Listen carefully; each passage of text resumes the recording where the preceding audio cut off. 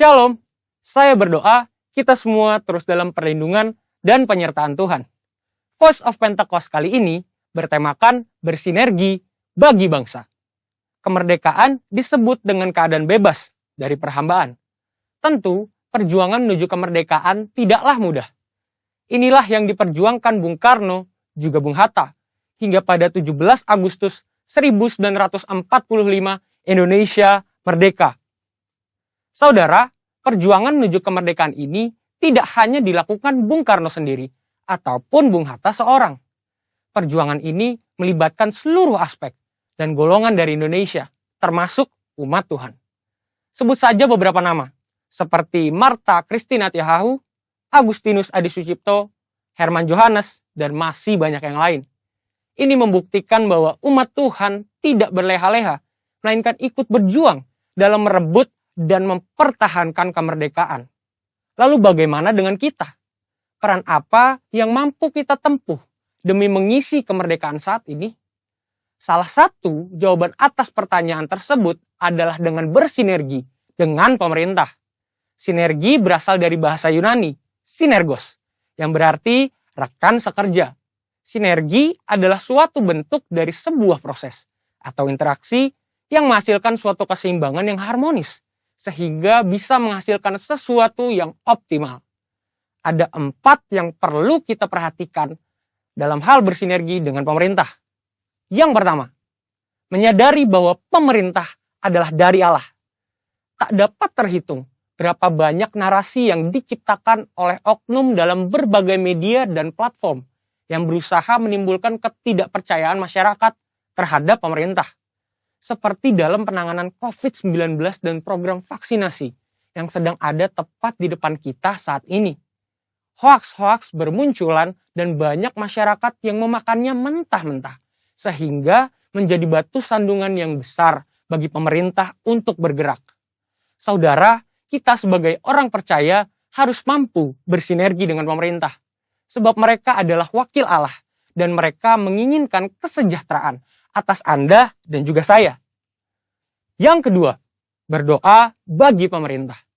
Sebagian dari kita mungkin bertanya, saya hanya seorang pegawai biasa, bagaimana saya dapat bersinergi dengan pemerintah? Siapapun kita, apapun jenis pekerjaan dan usaha kita, semua dapat bersinergi dengan pemerintah dalam mengisi pembangunan.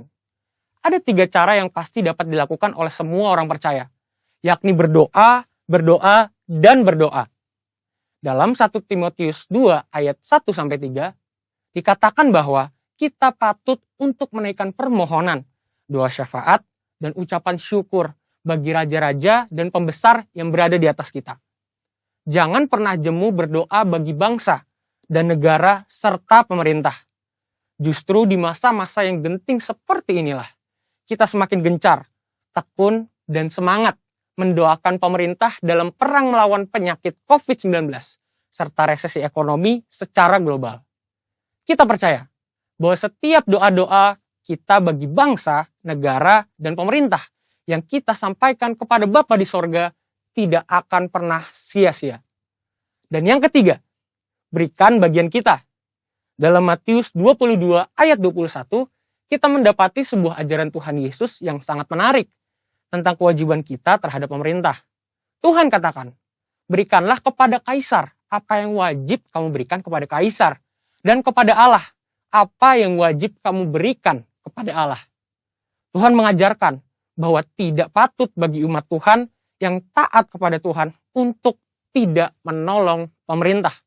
Pemerintah dalam membangun bangsa dan mewujudkan kesejahteraan rakyatnya tentu membutuhkan modal pembangunan, dan salah satu sumber pendapatan yang besar adalah pembayaran pajak. Maka dari itu, dengan membayar pajak, kita sedang bersinergi dengan pemerintah kita. Yang keempat, investasi demi kemajuan. Selain dari pendapatan pajak, modal pembangunan juga diperoleh pemerintah dari investasi. Pemerintah sedang mendorong warga negara Indonesia untuk melakukan investasi. Itu sebabnya sekarang ini kita menemukan banyak sekali aplikasi yang memudahkan masyarakat untuk melakukan investasi, bahkan dengan modal awal yang sangat kecil dan dapat dijangkau oleh semua kalangan. Melalui investasi, kita turut serta membiayai pembangunan di sektor infrastruktur dan industri lainnya. Demikian investasi dapat dilakukan dengan sederhana, namun memiliki dampak yang sangat luas. Demikian saudara, bagian kita dalam mengisi kemerdekaan bukan lagi dengan bersusah payah melawan penjajah, tetapi dengan sinergi yang baik antar kita dan pemerintah. Saudara, untuk penjelasan lebih lengkapnya dari tim teologi kami, silakan buka link yang ada di atas atau scan QR Code yang tersedia. Salam integritas, Tuhan Yesus memberkati.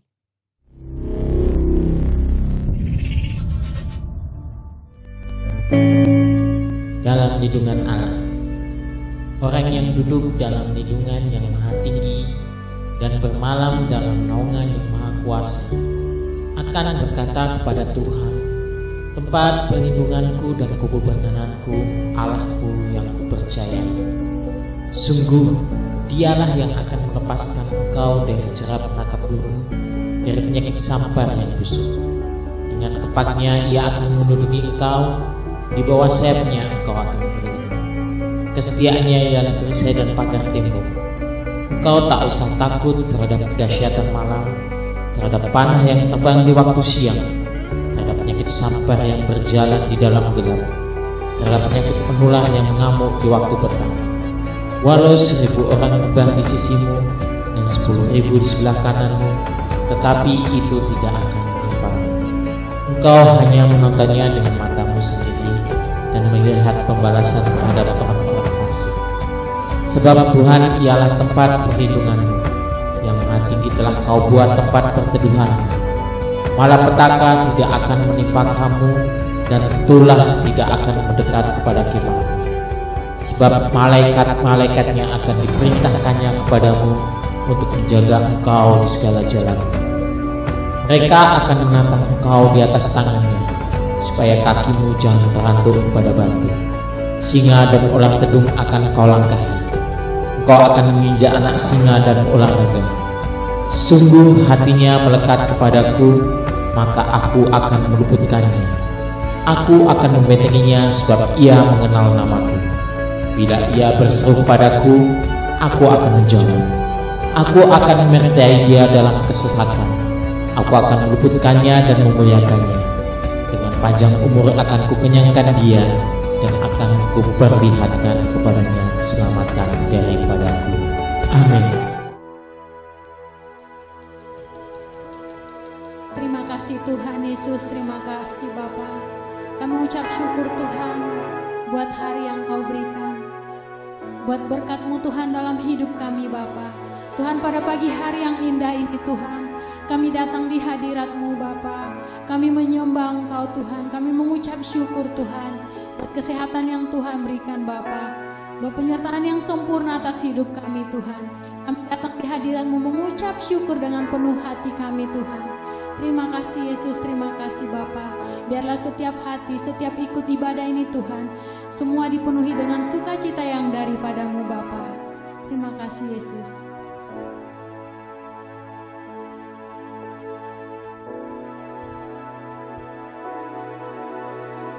Kau telah memilihku sebelum dunia dibentuk. Betapa aku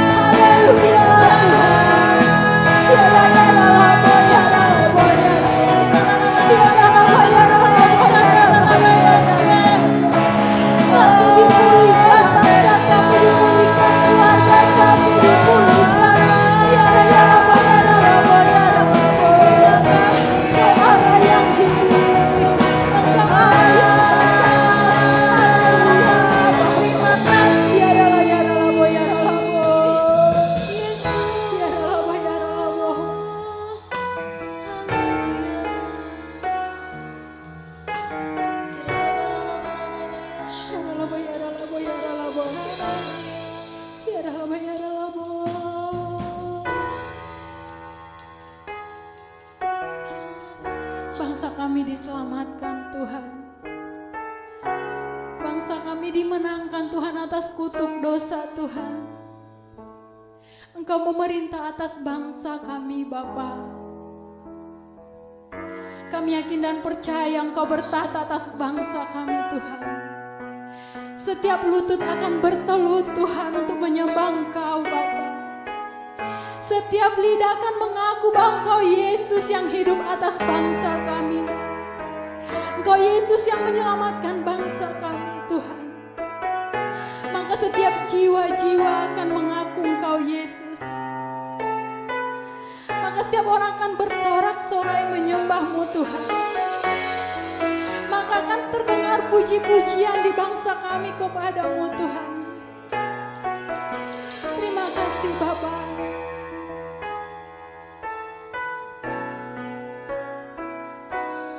Bagi bangsa ini kami berdiri dan membawa doa kami kepadamu.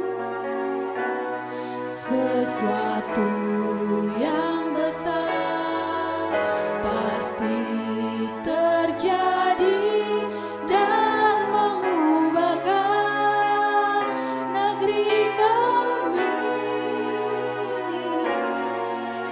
Hanya nama-Mu Tuhan ditinggikan atas seluruh bumi. Angkat tanganmu, katakan bagi bangsa ini. Bagi bangsa ini kami berdiri dan membawa doa kami kepadamu. Sesuatu yang besar pasti terjadi dan mengubahkan negeri kami. Hanya nama-Mu Tuhan ditinggikan atas seluruh bumi. Katakan lagi bagi bangsa ini. Bagi bangsa ini kami berdiri dan membawa doa kami kepadamu. Sesuatu yang besar pasti terjadi dan mengubahkan negeri kami. Hanya nama-Mu Tuhan ditinggikan atas seluruh. Katakan lagi bagi bangsa ini. Bagi bangsa ini kami berdiri dan membawa doa kami kepadamu. Sesuatu yang besar pasti terjadi dan mengubahkan negeri kami. Hanya nama-Mu Tuhan ditinggikan atas seluruh bumi. Hanya nama-Mu Tuhan ditinggikan.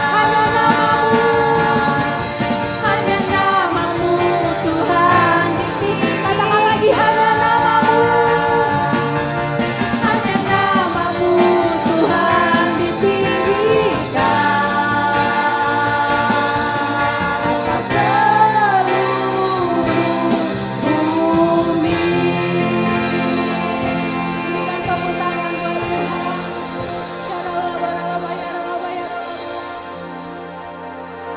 Terima kasih Tuhan, terima kasih Bapa.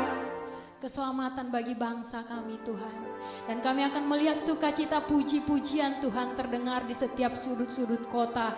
Bahkan sampai ke desa-desa Tuhan akan terdengar puji-pujian kepadamu Tuhan. Maka setiap jiwa akan diselamatkan dan bersukacita Bapa. Terima kasih Tuhan Yesus, kami ucap syukur. Haleluya. Amin.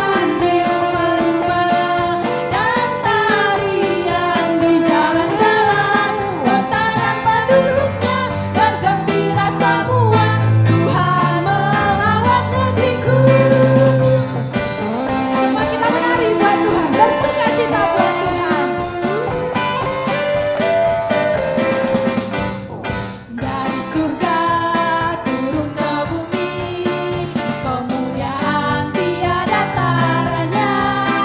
Allah datang melawat negeriku, karena seruan doa umatnya. Burung-burung dan lomba-lomba, sungai serta tanahnya bersuka. Penduduknya di desa dan di kota, semua akan menjadi orang yang benar.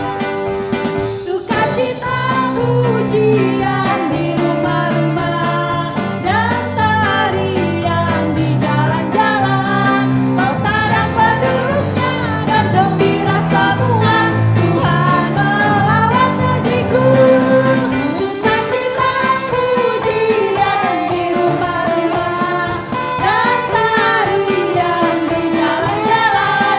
Kota dan penduduknya bergembira. Amin Tuhan. Tuhan memberiku kegirangan. Tuhan memberiku kegirangan dan sukacita melimpah. Minyak yang baru dicurahkan, haleluya ku bersorak.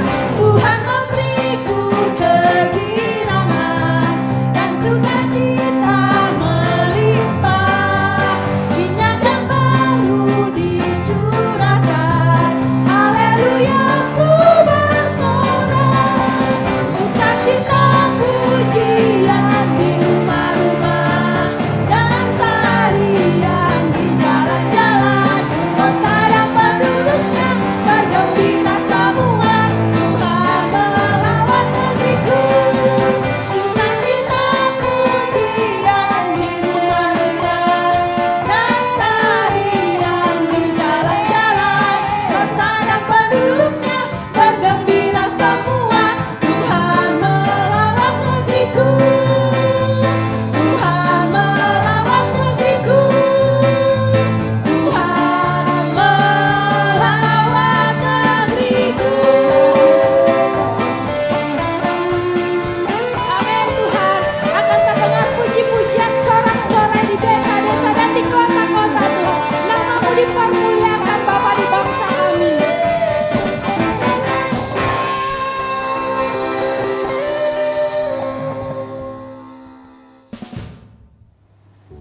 Sebelum mendengarkan firman Tuhan, mari kita berdoa, Bapak Ibu.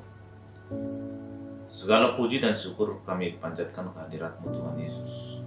Untuk hari yang indah ini Tuhan, kami boleh bersekutu dengan Engkau. Kami boleh memuji, memuliakan nama-Mu Tuhan. Tuhan, kami mau mendengarkan firman-Mu. Berfirmanlah Tuhan kepada kami. Pakai hamba-Mu Tuhan untuk menyampaikan firman-Mu. Tutup bungkus hamba-Mu Tuhan dalam penyampaian firman ini, sehingga apa yang hamba-Mu katakan semuanya berasal dari-Mu Tuhan Yesus. Kau buka setiap hati pikiran umat-Mu Tuhan, sehingga dengan firman ini Tuhan, hidup mereka boleh diubahkan, hidup mereka boleh dikuatkan Tuhan, dan yang lemah dikuatkan Tuhan Yesus. Terima kasih Tuhan. Di dalam nama Yesus Kristus kami berdoa. Haleluya. Amin. Salam Bapak Ibu, saudara-saudara yang terkasih dalam Yesus Kristus. Kita bersyukur bahwa sampai pada hari ini kita semua dalam keadaan baik dan sehat di dalam perlindungan Tuhan. Pada saat ini saya akan menyampaikan firman yang berjudul Iman yang Hidup. Bapak Ibu, saudara-saudara yang terkasih dalam Yesus Kristus, kita sudah hidup dalam masa pandemi ini lebih dari 1,5 tahun semenjak Maret 2020. Di awal tahun yang lalu kita berharap pandemi ini kini segera berakhir, tetapi ternyata tiba-tiba ada lonjakan yang luar biasa dengan varian Delta yang membuat kita kembali menerima serangan dari virus corona yang lebih dahsyat lagi dibandingkan tahun-tahun sebelumnya. Sehingga masa pandemik 1,5 tahun ini sudah merubah segalanya. Orang yang bekerja berubah. Cara bekerja saat ini berubah. Kebanyakan orang bekerja dari rumah. Kemudian anak-anak sekolah juga berubah. Kemudian orang yang berbisnis juga berubah. Banyak sekarang menjadi bisnis online. Bisnis yang tadinya bagus tiba-tiba menjadi turun. Bisnis yang tadinya tidak ada harapan tiba-tiba menjadi naik. Ya, sebagai contoh, tiba-tiba orang yang berbisnis obat-obatan dan alat kesehatan yang sebelumnya tidak terlalu ramai, tiba-tiba kemarin luar biasa ramai. Artinya, masa pandemi ini merubah segalanya. Dan perubahan ini membuat kita semuanya harus mengikutinya. Kalau tidak bisa mengikutinya, maka kita akan terseret dan tergilas. Dan akibat daripada pandemi ini, kita sama-sama lihat Bapak Ibu, ya, ekonomi memburuk. Keuangan juga, ya, banyak orang mengalami penurunan. Pekerjaan, banyak orang kehilangan pekerjaan. Bisnis, banyak orang kehilangan bisnis. Dan saat ini juga orang mau cari kerja susah, mau memulai bisnis juga susah. Sehingga situasi sekarang memang sulit. Ditambah lagi rekan-rekan kita, saudara-saudara kita yang kita kenal, ya, yang mengalami kedukaan karena keluarganya meninggal karena COVID. Kondisi ini benar-benar, ya, bukan kondisi yang pernah kita bayangkan sebelumnya. Jadi Bapak Ibu, di masa-masa sekarang kita pun nggak tahu sampai kapan COVID ini akan berakhir. Ini hari ini, ya, varian Delta sudah mulai mengalami penurunan, meskipun tingkat kematian masih tinggi. Tetapi sudah jauh lebih baik dibandingkan dengan 1 bulan yang lalu. Oleh sebab itu Bapak Ibu menghadapi hari-hari ini ke depan yang kita nggak tahu apa yang terjadi, jawabannya cuma satu. Kita harus memiliki iman yang hidup. Apa yang dimaksud dengan iman yang hidup? Banyak orang percaya kepada Tuhan. Orang yang percaya mengatakan bahwa dia memiliki iman. Tetapi apakah imannya hidup? Ataukah imannya itu hanya sebuah pengetahuan? Saya teringat, ya, satu cerita mengenai iman yang benar-benar memiliki keyakinan atau hanya sekedar percaya aja. Cerita ini cerita lama, saya mau ceritakan kembali. Ini di sebuah kisah, ya, ada seorang sirkus, ahli sirkus itu menarik satu tali di air terjun Niagara dari ujung ke ujung, cukup jauh, dan air terjun Niagara ini sangat tinggi sehingga banyak angin.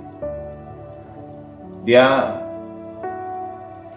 menyeberang menggunakan seutas tali tersebut dengan memegang sebuah kayu keseimbangan. Dia menyeberang, ya, pelan demi pelan, satu langkah demi selangkah. Angin bertiup, dia berhenti. Angin bertiup, dia berhenti, mencari keseimbangan. Terus begitu. Banyak sekali orang yang mengunjungi air terjun Niagara itu, karena itu memang tempat pariwisata, itu menjadi pusat perhatian. Semua orang menjadi melihat dia. Di tengah-tengah angin semakin kencang. Satu langkah dia goyang, satu langkah lagi dia goyang, cari keseimbangan. Ya. Kadang-kadang badannya ikut mencari keseimbangan supaya tidak jatuh. Sekali jatuh, udah pasti, ya, nyawanya hilang. Kenapa nyawanya hilang? Karena airnya sangat deras dan sangat tinggi. Nah, singkat cerita, dia berhasil sampai ke ujung sana. Semua pengunjung bertepuk tangan, luar biasa. Kemudian organisernya bertanya kepada seluruh penonton pada saat itu. Dia bertanya, Bapak Ibu, apakah Bapak Ibu percaya bahwa pemain sirkus ini bisa balik lagi ke sana? Sebagian orang bilang percaya, sebagian orang bilang tidak. Kemudian si pemain sirkus ini balik lagi dengan situasi yang sama. goyang berhenti, ya, cari keseimbangan, goyang berhenti cari keseimbangan. Singkat cerita sampai ke ujung, semua orang bertepuk tangan. Kemudian si organisernya bertanya lagi, Bapak Ibu percaya nggak? Ya, Bapak ini bisa kembali menyeberang ke sana. Yang tadinya ada yang bilang percaya, ada yang bilang tidak. Sekarang semua orang bilang percaya. Percaya katanya. Kemudian Bapak ini kembali menyeberang, tetapi tidak dengan beban yang kosong lagi. Dia membawa sebuah gendongan besar di pundaknya, sehingga dia membawa sebuah beban. Dia menyeberang. Ya. Situasinya lebih berat lagi. Langkah demi langkah dia lewatin, mencari keseimbangan ke sana kemari. Akhirnya sampai di ujung. Kembali organisernya bilang, apakah Bapak ini bisa untuk menyeberang kembali? Kemudian seluruh penonton 100% ya bersorak, bisa. Kemudian si organisernya bilang, adakah orang yang mau ya untuk digendong Bapak ini, ya, menggantikan beban yang digendong tersebut? Tiba-tiba seluruh penonton berhenti, tidak ada yang berkata satupun. Kemudian si organisernya bilang, apakah Bapak Ibu percaya Bapak ini bisa menyeberang kembali? Semua orang bilang bisa. Tetapi ketika ditanya lagi, apakah Bapak Ibu bersedia untuk digendong oleh Bapak ini untuk menyeberang? Kembali diam lagi. Tiba-tiba ada seorang anak kecil, ya, bersedia untuk digendong. Semua orang tegang, semua orang ketakutan, semua orang bilang, ini anak siapa, ini anak siapa, ini berbahaya, ini anak berbahaya. Singkat cerita, anak itu tiba-tiba udah digendong sama bapak itu. Kemudian dia bawa si anak ini berjalan satu langkah demi satu langkah, goyang dia cari keseimbangan, goyang dia cari keseimbangan, satu langkah. Di tengah-tengah, ya, itu goyangan semakin kuat, hembusan angin semakin kuat. Itu lama sekali dia mencari keseimbangan. Satu langkah demi satu langkah, satu langkah demi satu langkah. Seluruh penonton tegang luar biasa. Karena ini kalau jatuh, si anak ini akan meninggal, bukan hanya pemain sirkus. Semua menjadi tegang sekali. Satu langkah demi satu langkah, satu langkah demi satu langkah. Akhirnya dia sampai ke ujung. Semua orang bersorak-sorai, tetapi mereka menyesalkan keberanian si anak ini. Tetapi hasil akhirnya adalah anak ini selamat. Si pemain sirkus ini selamat. Apa makna daripada cerita ini, Bapak Ibu, saudara-saudara yang terkasih dalam Yesus Kristus? Semua orang percaya Bapak ini punya kemampuan untuk menyeberang. Tetapi Bapak Ibu yang 100% percaya ini hanya sekedar percaya, tidak memiliki keyakinan terhadap bapak si pemain sirkus ini, sehingga mereka hanya bilang percaya, tetapi nggak yakin. Ketika mau diimplementasikan, mau dibawa dalam kehidupan nyata, yaitu mau dibawa oleh bapak ini, orang ini walaupun percaya tidak berani, tidak yakin, takut kalau terjadi apa-apa. Tapi kalau ditanya, percaya nggak? Percaya. Percaya nggak kepada Tuhan Yesus Kristus? Percaya. Tapi ketika mendapatkan permasalahan, tidak. Tiba-tiba kepercayaan itu jadi hilang. Tiba-tiba keyakinan itu jadi hilang. Ini yang saya maksud. Iman yang hidup. Iman yang hidup adalah ketika kita mendapatkan sesuatu, permasalahan, apapun itu bentuknya, apapun itu permasalahannya, iman kita tetap hidup. Bukan hanya sekedar percaya ketika tidak terjadi apa-apa. Ketika terjadi apa-apa, tiba-tiba iman kita redup, kita nggak punya keyakinan. Ya. Mari kita membaca, ya, apa itu iman, supaya kita memiliki, ya, pengertian yang sama mengenai iman. Kita baca di Ibrani 11 ayat 1. Ya, ini banyak orang mengerti dan tahu akan firman ini. Saya bacakan untuk kita semuanya. Iman adalah dasar dari segala sesuatu yang kita harapkan dan bukti dari segala sesuatu yang tidak kita lihat. Ingat ya, bukan hanya di situ dikatakan, bukan hanya sesuatu yang kita harapkan, tetapi ada kata-kata bukti dari segala yang tidak kita lihat. Jadi iman itu kita nggak pernah lihat. Kita nggak pernah lihat, tapi kita punya pengharapan. Dan itu iman itu adalah kita juga punya bukti, ya, yang tidak pernah kita lihat. Artinya apa, Bapak Ibu? Ini sebenarnya bahasa mudanya iman ini adalah, ya, kita percaya dan yakin kepada Tuhan, bahwa Tuhan itu, ya, dalam situasi apapun adalah hidup dan Dia akan bisa melakukan segala sesuatu apapun terhadap kita. Tapi kalau kita lihat analogi atau contoh dari pemain sirkus tadi, kebanyakan orang imannya itu hanya sekedar sampai percaya dan pengetahuan aja. Oh, punya pengetahuan Yesus ini seperti apa, Dia punya mujizat seperti apa, Dia mampu menolong seperti apa. Tapi ketika, ya, terjadi dalam kehidupan nyata, semua pengetahuan, semua kepercayaan tadi tiba-tiba jadi tidak hidup. Ini yang saya maksud, Bapak Ibu, kita harus memiliki iman yang benar-benar hidup. Di dalam Ibrani ini dikisahkan berbagai tokoh Kristen yang luar biasa yang menjadi sumber pembelajaran bagi kita bagaimana harusnya kita memiliki iman yang hidup. Yang pertama disebutkan di sini adalah Abraham. Kisah Abraham ini kisah yang spektakuler dan luar biasa. Allah berjanji kepada Abraham bahwa seluruh dunia ini akan dipenuhi oleh keturunan Abraham. Pada saat itu kisahnya, ya, Abraham dan Sarah lama sekali sampai usia tua, ratusan tahun usia mereka, tidak memiliki anak. Ya, singkat cerita akhirnya dalam usia tua Sarah melahirkan Ishak. Mereka ada langsung Abraham dan Sarah punya keyakinan yang saat itu sudah sempat luntur, sudah sempat turun, apakah janji Allah itu benar. Tetapi ketika Ishak lahir, mereka keyakinannya penuh kembali. Oh iya, benar, janji Allah akan terpenuhi bahwa seluruh dunia ini akan diisi dan dipenuhi oleh keturunan dari Abraham. Tetapi dalam perjalanannya terjadi sesuatu yang mengejutkan. Abraham diminta oleh Allah untuk mengorbankan Ishak. Abraham dengan logika harusnya bagaimana mau dikorbankan ya?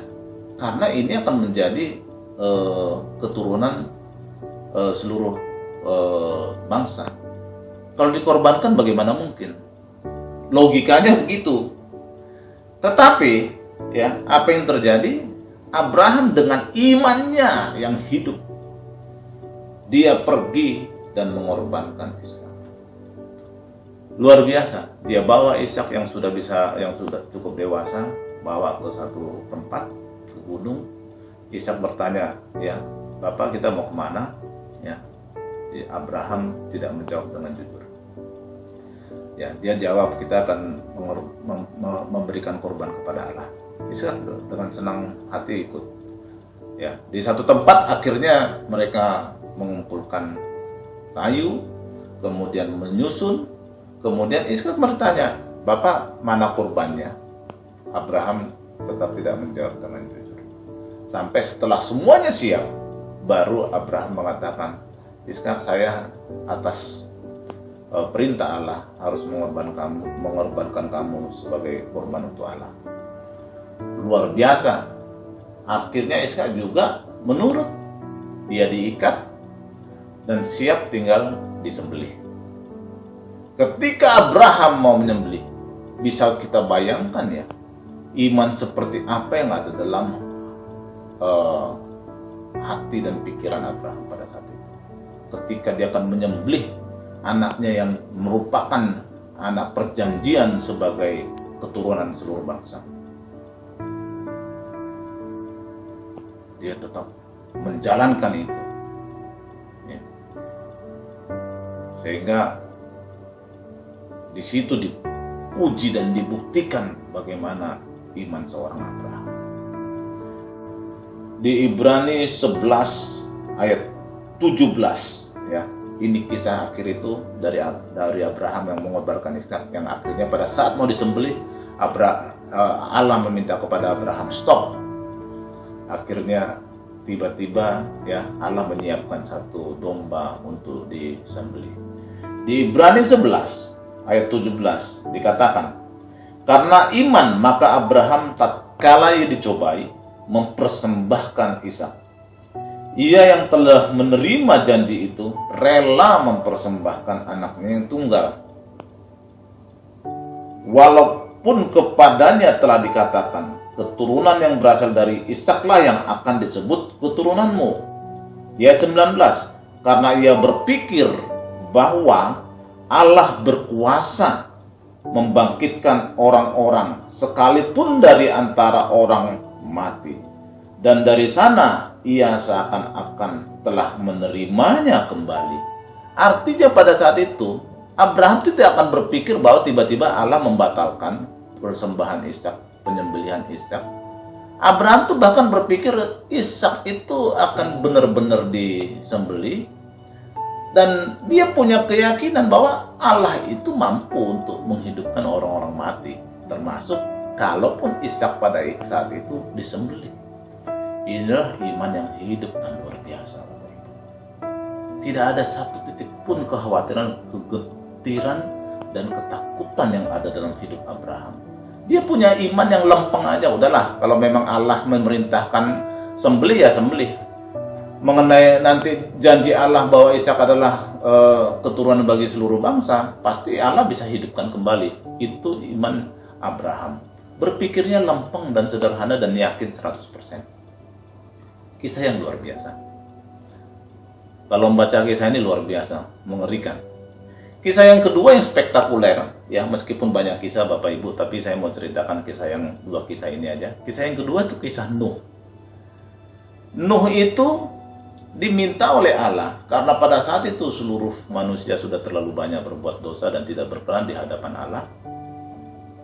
Ya, Allah itu mau mencuci manusia di muka bumi ini, sehingga dia bilang kepada Nuh, Nuh, kamu buatlah bahtera yang besar. Ukurannya disebutkan begitu detail. Ya.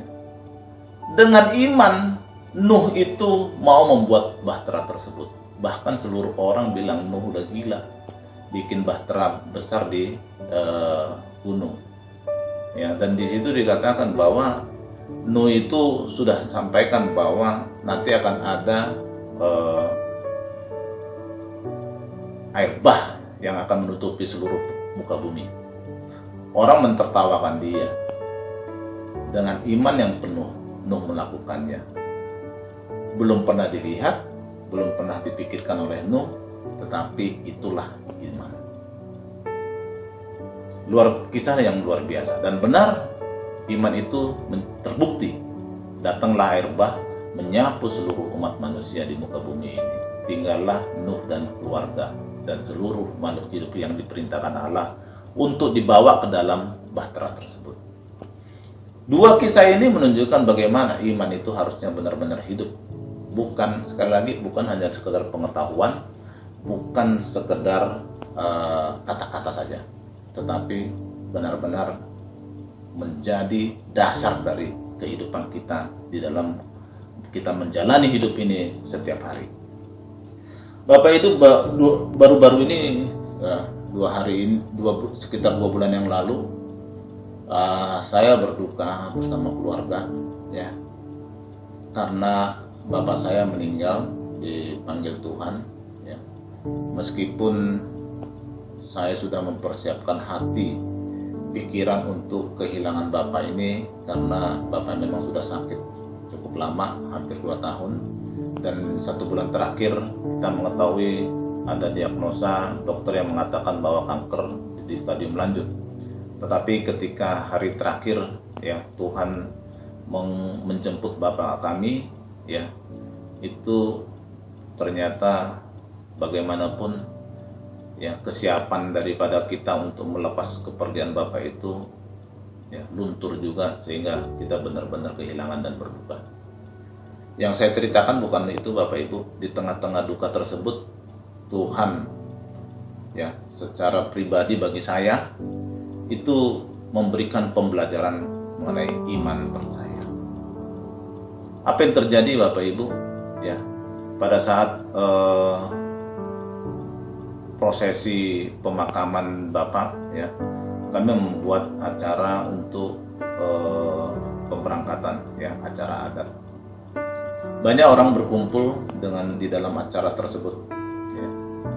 Kita selalu berdoa. Di masa-masa Covid itu memang cukup berisiko untuk membuat acara. Kita lakukan dengan protokol, semua menggunakan prokes, semua menggunakan hand sanitizer, tidak ada salaman, tidak ada pelukan, dan seterusnya kita atur. Walaupun acara adat berjalan biasanya salaman dan pelukan dan sebagainya ya, tetapi pada saat itu semua protokol kita jalankan. Tetapi apa yang terjadi Bapak Ibu, setelah acara selesai tiba-tiba kakak perempuan saya sakit. Dia lemas, muntah-muntah, dan mual. Beberapa hari nggak hilang.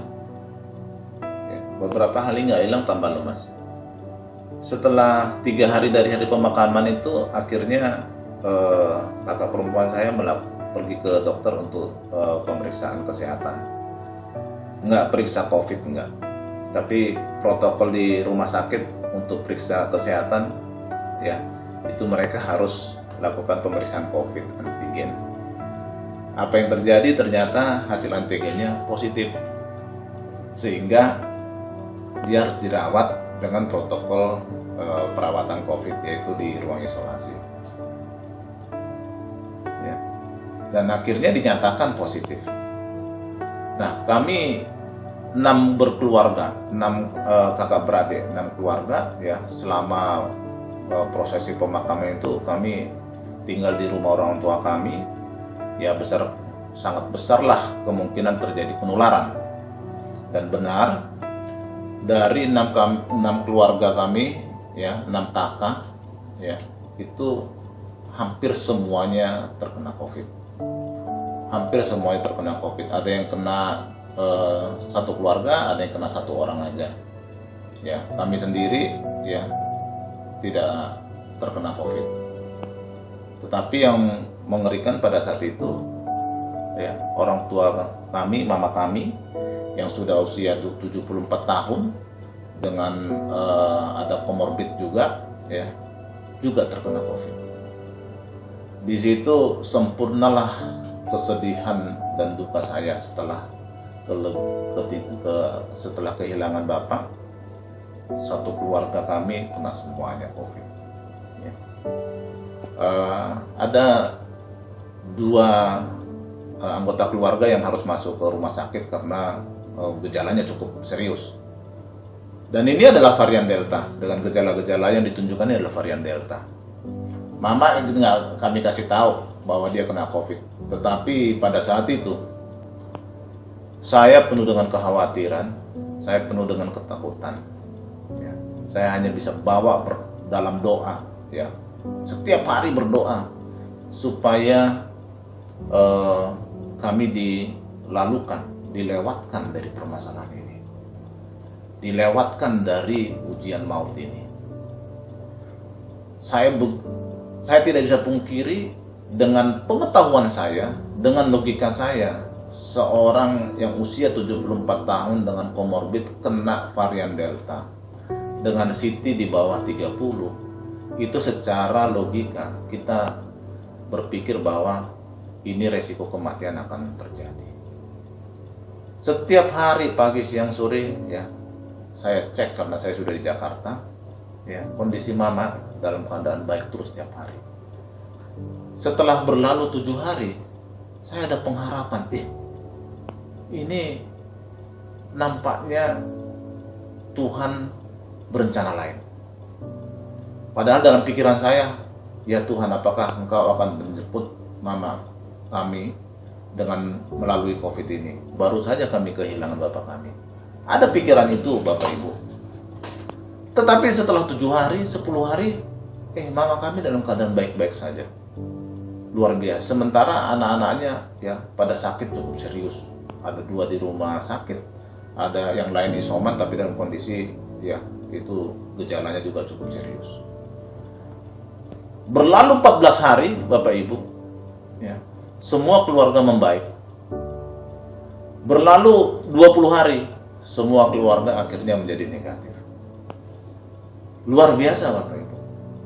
Di sini menunjukkan ya, bagaimana hidup kita itu benar-benar sepenuhnya adalah dalam otoritas Tuhan. Ini sesuatu yang tidak pernah kita ketahui lah, apa dan bagaimana rencana Tuhan terhadap kehidupan kita. Secara logika, wah, itu orang kena COVID dengan usia seperti itu ya, sah-sah saja kalau Tuhan akan menjemput. Karena orang yang kena COVID dijemput oleh Tuhan, itu mungkin cara Tuhan untuk menjemput. Tapi secara manusia, ya, apa yang kita pikirkan bukan itu yang terjadi di hadapan Tuhan. Dengan ini, Bapak Ibu, ya, ini mendidik saya, mengajari saya secara langsung oleh Tuhan, bagaimana bahwa hidup kita itu sepenuhnya adalah milik Tuhan. Tidak sehelai pun rambut kita boleh jatuh tanpa seizin Tuhan. Walaupun dalam kondisi sakit bagaimanapun, COVID menyerang bagaimanapun, kalau Tuhan punya rencana lain, punya kehendak lain, itu tidak akan terjadi apa-apa. Tapi sebaliknya, kalau Tuhan memang punya rencana untuk menjemput kita di masa-masa COVID ini, itu pun kehendak Tuhan dan dalam otoritas Tuhan. Artinya, dari hal kondisi seperti ini, ya, tidak ada yang perlu kita khawatirkan dalam hidup kita. Yang kita bisa lakukan adalah kita harus berserah kepada Tuhan, harus menyerahkan hidup kita kepada Tuhan. Tugas kita cuma satu, percaya dan hidup dalam iman yang hidup dalam setiap hari. Sehingga apapun yang terjadi dalam kehidupan kita, kita punya keyakinan, punya kepercayaan 100% bahwa itu adalah rencana Tuhan dan kehendak Tuhan. Jadi Bapak Ibu, hari-hari ini dengan hari-hari yang begitu tidak menentu, yang kita harus lakukan adalah memperkuat iman kita hari lepas hari. Perkuat iman kita hari lepas hari, sehingga kita tidak hidup dalam ketakutan, kekhawatiran yang membuat kita stres, membuat kita takut, membuat kita hidup dalam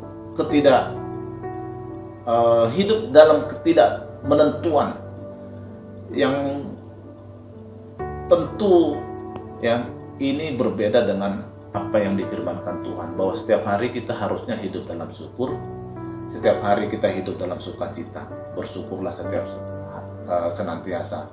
Ya, ini yang jadi hilang karena kita hidupnya bukan bersyukur senantiasa, bukan bersukacita senantiasa, tapi karena ketakutan, karena kekhawatiran kita hidup terkungkung, hidup ketakutan setiap saat. Bukan ini yang dikehendaki Tuhan. Kalau kita punya iman yang hidup, ya, kita berserah sepenuhnya kepada Tuhan, tentu hidup kita tetap bisa bersyukur senantiasa, bersukacita setiap hari. Kita menjalani hidup kita dengan penuh damai dan sejahtera. Inilah yang harusnya kita jalani sebagai anak-anak Tuhan, yang membedakan hidup kita dengan hidup orang lain, hidup yang bukan anak-anak Tuhan. Karena kita menyandang status sebagai anak Tuhan, harusnya ya di masa kondisi seperti apapun kita harus bisa hidup sejahtera, hidup damai sejahtera, hidup dalam sukacita, hidup dengan penuh syukur.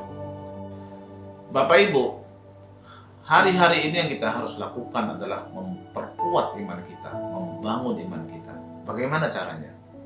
Yang pertama, kita harus berdoa setiap hari, bersekutu setiap hari kepada Tuhan, membaca dan merenungkan firman Tuhan, mendengarkan khotbah, renungan kesaksian. Sekarang banyak sekali di YouTube. Nggak harus di gereja sekarang. YouTube begitu banyak firman Tuhan disebar. Ya, percayalah Bapak Ibu, dengan COVID ini firman Tuhan semakin luas disebarkan melalui teknologi yang luar biasa. Seperti yang dikatakan Roma 10 ayat 17. Iman timbul dari pendengaran, pendengaran oleh firman Kristus. Hari-hari ini mari kita lakukan, memperkuat iman kita. Dengan iman semakin kuat, dan tentu kita harapkan iman ini adalah iman yang hidup, maka ya, kita akan menjalani hari-hari yang sulit ini dengan penuh damai sejahtera, penuh sukacita, penuh dengan syukur.